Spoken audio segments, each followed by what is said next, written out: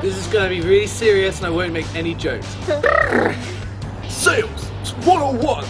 Want to give it a go? And we went for it. So no market research beforehand. And the skills we learned from it, I would say, were more beneficial than the whole fact that it just collapsed in the first place. That is the dream.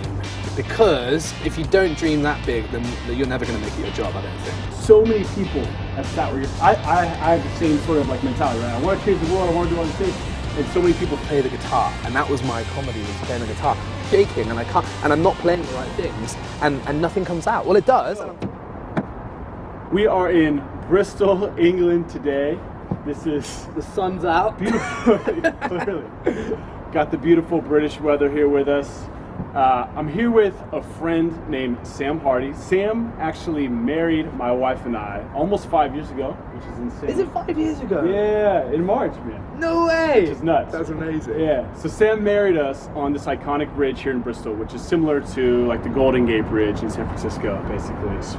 So to kick us off, Sam used to own a guitar shop right around the corner from here, and now he's an aspiring comedian. So Sam, why don't you tell us a little bit about the guitar shop, starting that, what happened with it, and then we'll move on to comedy. The guitar shop. Okay. Yeah. So me and my little brother Sol, we started this guitar shop it must be about 7 years ago now, here in Bristol. And what we did is we decided to get vintage guitars, old school ones, and almost the ones that like were a bit rarer or whatever, start this shop and have people come to our store and buy them basically. Hard work, man. I'm telling you. Like, it is such hard work because people want to go online for everything now. So coming into the shop and actually buying stuff just was really, really not happening that often. But you learned this after. Yeah.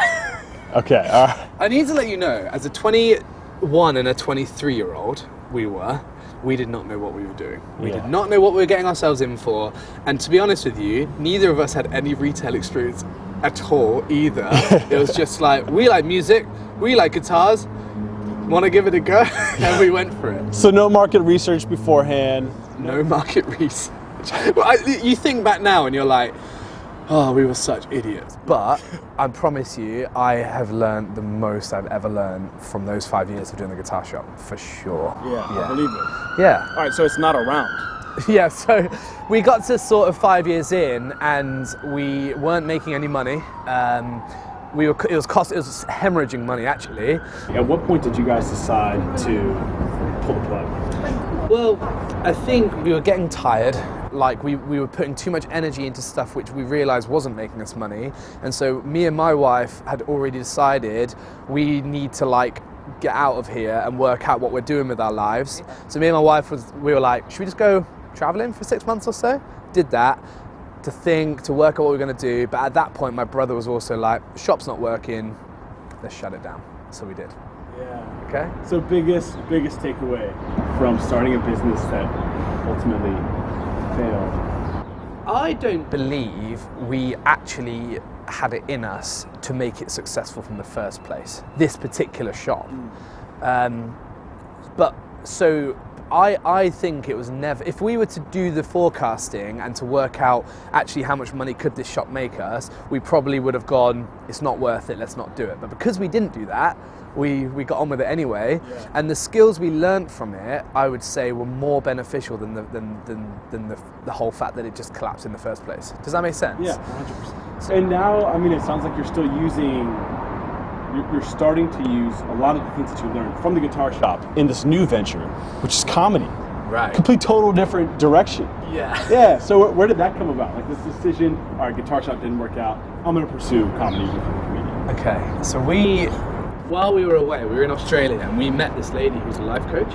And this lady took us, was basically like, okay, I'll take you on a session, just give it a go. We were staying with her at the time and we were like, okay, let's give it a go. So we did a life coaching session and it's hard to explain what it did, but it kind of unleashed your mind.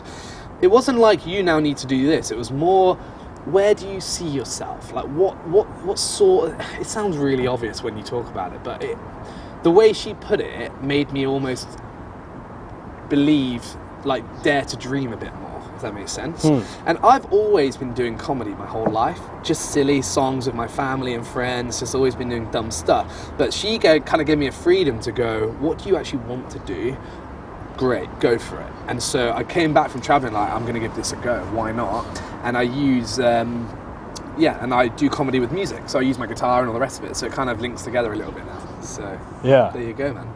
But you're pursuing that now, like as you're trying to make it big, right? I would love to make it as a professional, like on the TV or the rest of it. That is the dream.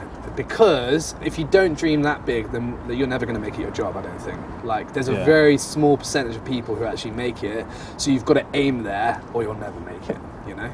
Yeah. It sounds a bit like almost British sort of culture, and my upbringing was like taught you not to sort of like chat like that. You're almost not, you're taught not to almost like grab things and just say, I'm going to be this, I'm going to be the best, I'm going to be the best comedian, whatever. And you're taught not to. Yeah, it's almost like no one actually says that to you, but that's almost like our culture. If you say I'm going to be this thing, everyone's kind of like, all right, he's a bit arrogant, isn't he? Whereas I think in the States, that is like I think that's a very normal mindset, isn't it? I'm going to grab that and that's what I'm going to do, and I'm going to be the best at it or whatever. And so for me, I had to get over that sort of switch of like, it's okay, I'm going to try this thing, to be like, no, I'm going to do it and I'm going to be the best. And it's weird, but I like it. Yeah. So yeah, there you go. What more do you want? Yeah, no, that's cool. So this life coach was kind of helping you to see a bigger picture. Yeah. What do you ultimately want? Yeah. What's the bigger? So through comedy, what are you hoping to achieve? What do you? Well, it's a bit sideways from that, but like at the moment, there's the highest number of suicides happening that we've ever seen. There's the highest amount of like mental health stuff. There's the highest amount of like sadness and loneliness and all these things. And so what I want to do, and it sounds like a classic millennial thing to want to do, but it's kind of what I want to do is get to a point where you're big enough to have a message that you can share, which almost hopefully inspires other people out of these, like, I don't know, like, it sounds weird. I really love life. I genuinely love it, like really, really love it. And when I see people who don't love it, like, if this is the only one we got, like, why not grab it and make something happen, you know, and have a great time. You don't need to be big or do something that's like super impressive, but I think we should at least like love life, you know. And if I can inspire people to do that, maybe, sure, that'd be great. Yeah. And also maybe make some people laugh along the way. Right. So yeah. No, I love it, man. I mean, that's an incredible mission and passion to have. So I think getting into the meat of what I like to try to achieve on this podcast is focusing on resilience, rejection, right? Because so many people have sat where I have the same sort of like mentality, right? I want to change the world, I want to do all these things, and so many people feel that way, but so few people obviously ever make it through. And me just knowing a little bit about what you're starting to get into, just after chatting last night, you know, you've done roughly 20 shows. Yeah. And you've had some that haven't gone that well, right? So I want to talk about those, but that's the point. It's like you have all these people that want to change the world and want to do something good, but then as soon as an obstacle is presented, you know, or maybe they would have had their first show with one person show up and not laugh and think, okay, I still want to change the world, but comedy might not be the way to go. Like, I'll just twist it a little bit and pivot, you know. So, but you seem dedicated to pursuing this craft and mastering this craft. So let's start with a couple of the first shows. What were those like? You got up on stage. I got up on stage. It was actually a really busy night that night. So it wasn't one person. It was like 40, 50 people in the crowd. And I literally was shaking. I couldn't play the guitar, and that was my comedy, was playing the guitar. And I'm shaking, and I can't, and I'm not playing the right things, and nothing comes out. Well, it does, and I'm talking, and I can't remember that show at all. I could not tell you what I said in that show. I can't remember anything because the whole time I'm like petrified. And my little brother's in there watching, and he was really kind afterwards, but still, it was like, that was terrible. And to bit of context, I get on stage a lot because I play like in bands and stuff, and all the rest of it, and I don't feel scared at all. You just get up and do it. But this was a completely different like thing, and I just got to the end. I felt like it all went wrong. Why was it so different? I think because I've never been the front man. of bands. I'm not the singer, I'm not the main guy. This is Sam Hardy's band, come check him out. I'm always like the side guitarist just doing his thing. And so if anything goes wrong, I can almost be like, it's his fault, not mine, almost. And so this was like the most vulnerable, because I was on my own, on a stage, 40 people, and this is comedy for me. I think is the thing where the feedback is instant. Do they laugh or do they not laugh? Yeah. If they laugh, great, you made a funny joke. If they didn't laugh, uh-oh, this is bad news. Whereas if you're playing music, you can get to the end and people can politely clap and then in their heads be like, that was awful, or not my cup of tea, or whatever, but you never know. Unless someone comes up to you, you never know. Whereas in comedy, it's literally yes or no. Laugh or not laugh. Or laugh a lot, or just get a couple of little sniggers or whatever, you know. Yeah. So you are so much more vulnerable when you are up on stage doing comedy. I said it yesterday, but it is literally like you're naked on stage. You get up there and you just have all these eyes looking at you, and you are, you're naked. Yeah. We all have those dreams, right? Where you're naked in front of a crowd full of people and you're terrified. Genuinely, it feels like that. It's scary. It sounds like it. And like, I don't know. I think you can't, like, I had a show, right, where one person showed up, like you said, and nobody laughed or whatever. And if you go... Wait, let's just, for a second, unpack that. You get up on stage, and you've probably prepared, and you're probably nervous. Yeah. And you got out there, and there was one person. I mean, in this particular one, I didn't know there was going to be one... Sorry, I already knew there was one person there. Okay. We were all, like, the comedians were all sat at the back. So it wasn't like I just, like... Oh, there's one person here. So I kind of had a bit of time to go, well, this is what it is, so let's give it a go. But it was weird, man. Yeah. And they were sat like on their own, and it was just like, yeah, this big old fat man. And he was like quite a jolly man. Still, it was so awkward, I'm telling you. And I was a bit annoyed because like the guy who was organising was like, yeah, we normally get like 30 or 40 people coming along, and then it was just like, and it wasn't like, I'm fully happy to go and do those things, but it was like an hour and a half away, and I drove up there, and then I drove back again that night, All and for it's one person. all for one person. Did you do your same set that you had prepared, or did you... Yeah, I did it, and because using the music and stuff, like, it kind of takes you on a journey. You can't just like start cracking some jokes. You almost think of comedy or music as anything, like a flight. You take people on a journey, and then when you reach like this point is where they're meant to be like crying with laughter, which hasn't happened yet, but we'll see. And then you bring them back down again, and then you leave, because otherwise, like, yeah, it's kind of like a journey, you know. So you can't just kind of go, this is awkward, there's one person there, and then move on. You almost just have to crack on and get on with it, you know, and see if it works. So, but there you go. Man, I love that. Yeah. What are some other just like terrible experiences you've had? One experience is I was in a pub where there were the sound equipment was atrocious, like really, really bad, and next door was like a soccer game going on to get into like our European competition, and it was Wales versus Slovenia or something, and there was about 9 or 10 drunk, rowdy, like Welsh people sat in the other room, but like you could hear them, and like you're trying to do a comedy, and then you'd hear this massive scream from the next door, and then you're like, and then it puts you off, and you can't do anything. So, and then in that show, I did a joke, and at the end, one guy just goes, "Oh, dude, really?" And I was like, everyone in the crowd heard him, and I was like, "Oh, sorry." So what are you like feeling in those moments where nobody is laughing, or someone verbally says like that was terrible? Oh, dude. Like, what's going through your head? What's going through your head? You almost you almost have to just bat it off and just go, do you know what? I'm here for 5 more minutes or 10 more minutes. I'm gonna go home. I'll be all right at the end of the day. And you almost have to bat it off, but listen to what they're saying and say, why did that not work?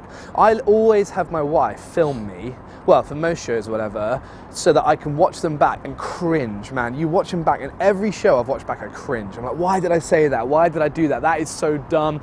Oh, I hate that. And I hate my voice. Everyone hates their voice on camera, right? Yeah. But you watch it back, and because what you've got to do is you've got to analyze it and go, why didn't that work? how can I make that work again? How can I change that, or how can I get rid of that little bit, or whatever? Otherwise, you're never going to go anywhere, you know? And I think that's the difference. Is I've met a lot of people who do it, who just sort of like, oh, this is fun, isn't it? No, I'm just going to write some jokes and have some fun, and then they go home and then do it again or whatever. Whereas the ones that I've met who analyse themselves are the ones that like, and they're honest with themselves, they're the ones that push through and almost make it more, you know, be more successful. Yeah. So, but you're doing something when you do that I don't know if like how general or how common this is. Somebody is being negative. yeah. So you're encountering negativity, but you said two things. The first is batting it off, right? It's like brushing it off, letting it roll off your shoulders. But the second piece was extracting the feedback from it. So, because I think some people might not be able to manage both of those, right? Or even just manage their emotions in general, in that type of setting. Yeah. Right? Like, oh my gosh, I'm trying to be a comedian. This is my new life mission, and I'm just being shut down. People are telling me I'm not even funny. You know, but so, you know, there's that. That would be the first reaction, I think, from a lot of people is like, okay, this just is not my path. This is not working. Yeah. Second one might be the first thing you said, bat it off. Like, forget it.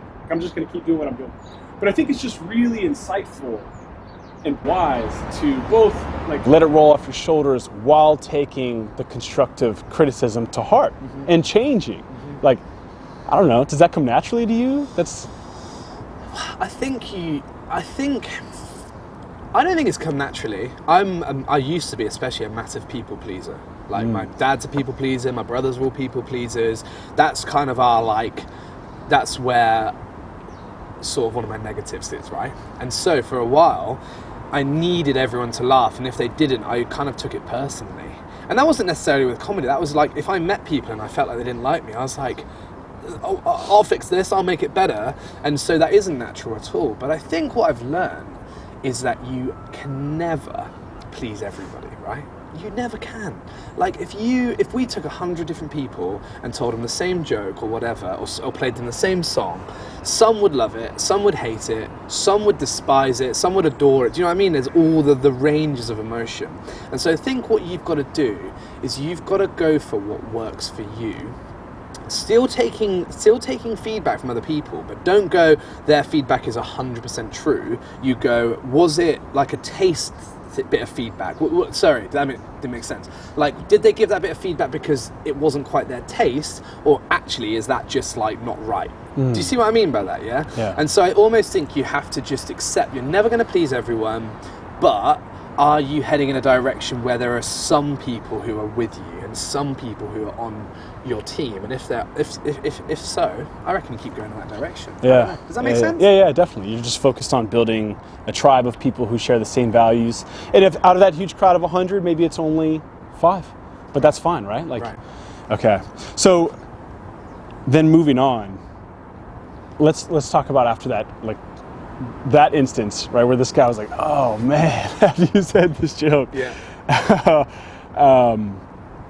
What was going through your head in terms of like the next show? Because you've done more shows since, right? Yeah, like 5 more since then. So was that tough to kind of get back on stage again, or? So that was on a Tuesday, and my next one was the Thursday, just 2 days later, and I really did not want to go. Genuinely, I was like, oh, I cannot be bothered with this. I don't know. I just didn't want to go. Turned up, and I just thought to myself, Sam, relax, bro. Honestly, I do this thing with my little brother when we go and do music, is that we always do push-ups and we give each other a little hit and stuff just to get psyched up for it. And I did that, but then after I did that, I then was like, now breathe and just get up there and do it. And do you know what? It was probably one of my better shows. The second, really? that Thursday after the Tuesday was like up there with one of the better ones. But I did not want to do it. Yeah. You have to. You have to do it. I believe you have to do things that you don't want to do every day, otherwise you'll never get anything done. I always try to, if I've got a list of things to get done, I look at the ones that I'm like putting off, and instead of going, I'll just do them, I have to actually think, why don't you want to do that? Why is it that you don't want to do that thing? Is it because you can't be bothered, that's not a good enough reason. Like, there's often better reasons for it. You're scared, or you don't feel like you're like good enough to do that thing or whatever. And if you can engage with that, I then think it becomes easy to do the things that you don't want to do. I don't know. Does that make sense? Yeah, kind of like how you do anything is how you do everything. Yeah, maybe. I'm not, say that again. How you do anything is how you do everything. Yes. Yeah. I think that's good.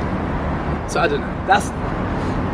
I'm working out. I didn't come up with that, by the way. Who came up with that? I don't know if you said it. You should have. That's all me. Copyright that. I think all I'm saying, I'm still a baby when it comes to comedy, man. 20 shows in is like, if anyone had said to me, I'm a pro, not a pro. If anyone said I love comedy, I do it all the time, and they've done 20 shows, I'd be like, dude, do like another 100 before you even start thinking about doing this professionally. You know, Eddie Izzard. Have you heard of him?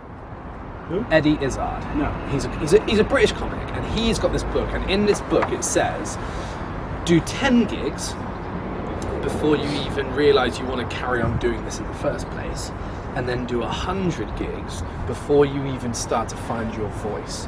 Wow. So get used to just being up there. Just get used to trying things and making mistakes and getting it wrong. And then after 100, that's when you start focusing on the voice you want to have, the story you want to tell, the people you want to inspire, the sort of jokes you want to. Do you see what I mean? Yeah. And I think that's true probably, not just for comedy, that's probably true for most of things. And from teaching the guitar, I've seen it on numerous occasions that when it gets tough, people stop and people give up. Whereas you have to fight through the plateaus to get to the next level and get to the next level. And these journeys take years. They don't take weeks, they don't take months, they literally take years of like plateau and up and up and even down sometimes. I pick up the guitar some days and I'm like, I suck. And then I'm playing for years now, you know? Yeah. And then I'll pick it up again the next day and be like, oh, all right, I'm back on it. You know? But it's true. And I don't know how you can teach people to keep getting on the horse when they keep falling off. I don't know. It's hard, isn't it? Yeah. You said something great yesterday, actually. You might have even said it in one of your podcasts before, but you talked about how you used to build houses, right? Do construction, and like you would just cut up bits of wood all day, every day, and after 5 months or so, you'd see the house taking shape and forming, but all you did for 5 months was just cut up wood and just like do little jobs and whatever. And I think we want, especially in this culture, we want the quick win. We want the quick fix. We're like, I want that to happen right now. Whereas we can't see the future. And the future, if you can do this like slowly but surely, that's when you'll see things happen in years to come, not in days to come. I don't know. So you've got to be in it for the long run. Yeah. You've got to believe that it's going to take... I don't know, I think things like social media and things like phone games and all these things, they teach you that you achieve like in a linear pattern. It's like, I'm achieving like, I play this little game and I get to the next level. I play this little game and I get to the next level. And it's a very linear, I can do this now, whereas nothing happens like that in life. And I think, honestly, if I'm to be a famous comedian, unless I get lucky, it will take me, it might take 10 years. Yeah. And I'll be 38 by then, but that's still okay, you know? Yeah. So, yeah, no kidding. It's funny you mentioned that, especially about the one-person show, because there's this band that I love and my wife and I love called The Revivalists. I don't know if you've heard of them. I heard of them. But I went to one of their shows in Denver almost 10 years ago. Wow. And it was me and like 3 other friends, so that's 4 of us. And there might have been like 2 other people in the crowd to make it 6 or 7. Oh, really? Yeah, that's it. It's like 6 people. And now they're touring all over the nation, maybe the world. And we went to go see them in DC at a 6,000 person venue that was sold out. Right, so it was like this 10-year span, you know, but it was cool, especially just for me to be in the crowd and see 6 other people to 6,000, you know, like unbelievable. So, but anyways, point is, like, it can take up to 10 years, but you just have to be willing to put in the work and the time and be patient. All right, so I asked this question to people on each episode. You kind of already addressed it, but it's, do you ever wake up in the morning and not feel like being a comedian? Or let's say, do you ever wake up on the morning of a show and not feel like performing? Yes. I think you go through these insecurities of, I'm not very funny. genuinely. You just feel, I'm not funny, my jokes are rubbish. And I think every creative does this. If you're making a song or you're doing a piece of art, you'll spend hours on it, and then you'll get to the end and be like, I hate this now, and you'll bin it. And I think the same is with this. I'll get to a show, and then when I do it, I love it, and I absolutely love getting up there. But the amount of times I've been like, I can't be on tonight, I'm not doing this tonight. But I've never cancelled on a show. I've never cancelled because I run my own show, and if people cancel last minute, I know how annoying it is. And so you can't, and the only reason I'd cancel would be for like a real reason. Like, it's an hour and a half away and my card literally just broken down and I can't come. That'd be the only sort of thing. But apart from that, I think you just got to do it. Yeah. Just do it. Nike. They're sponsoring this podcast. But yeah.